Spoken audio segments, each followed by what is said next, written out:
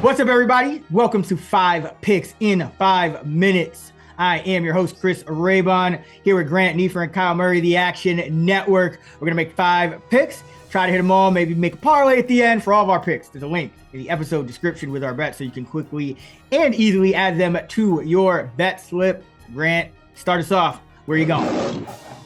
All right, going Hunter Henry to score a touchdown. You can find him at plus 190, plus 195. The matchup is just phenomenal. Cincinnati has been absolutely awful versus opposing tight ends this year. 12 touchdowns given up. The next closest team is 7. Their defense is horrendous all around. Hunter Henry doesn't have a ton of TDs this season, only 4, but he has the lead in targets in the red zone with 10 for this team, tied with Diggs. But go within the 5 and within the 10-yard line, he leads in both those categories. So plus 195 versus this horrendous Bengals defense, far too high.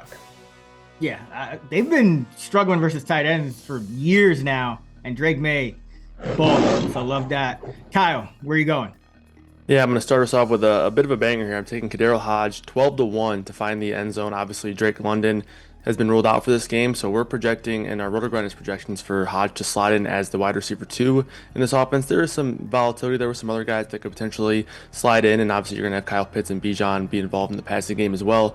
But nonetheless, I think this 12-1 number is just a little bit too long here. So matchup inside the dome against the Saints here. Obviously a good spot there. Only a 39.5 total, so I'm not expecting a ton of scoring, but I think if we get a spot where maybe we see 2-3 touchdowns, Hodge does have a chance to find pay dirt. So give me him to find the end zone at 12-1. Yeah, I know what you're alluding to with, like Washington is there, but Hodge has been the direct backup for London with Washington for Mooney.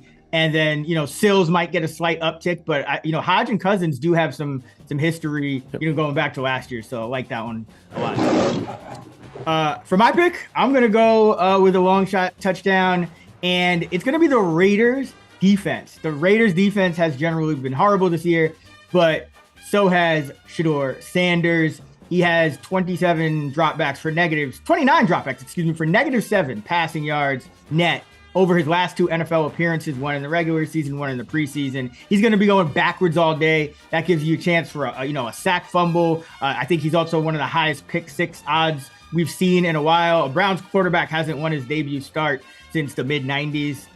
So give me the Raiders defense to get in the end zone, because their offense probably is going to struggle to do that. So I would, if they win this game, which I think they will, probably see a defensive score, maybe even 2. So plus 850, Raiders defense, special teams.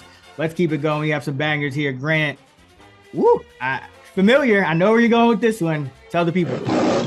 Yep, bet him pretty much every single week he's played this season. Jordan Addison to score a touchdown. You can find him anywhere from 250 all the way up to 400 over at Bet365, which is just absolutely silly odds. I have his true odds around plus 200. This dude has scored 23 touchdowns in 39 career games. I know the matchup is tough. I do not care. He's still getting peppered with targets, whether it's catching him or not recently. 7 and 10 the last 2 weeks. He's near the lead for the team in red zone targets, despite not playing the first 3 weeks at 10. There is no way the odds should be at plus 400. Again, I have the true odds right around plus 200. I would hit it pretty much every single site. Yeah, he benefits so much too from the coverage going to Jefferson, because he is a very good receiver in his own right and wins those matchups one-on-one. Kyle, finish us off here. What do you got for the 5th pick?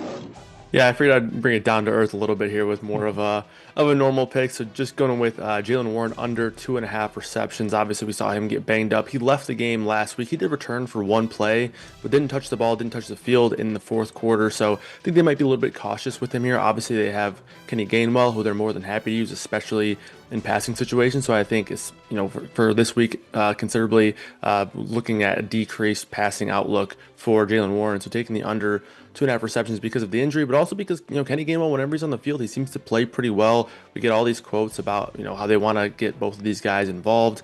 And also it could be a little bit of an ugly game script here with some injuries on both sides of the ball for the Steelers here, especially if Aaron Rodgers is to miss this game. It sounds like he wants to play through it, but if he's out for this one, that's going to be an even uglier offensive scheme for the Steelers team. So give me the under on receptions for Jaylen Warren. Yeah, the Bears tend to place, man coverage, which can limit running backs in the pass game as well.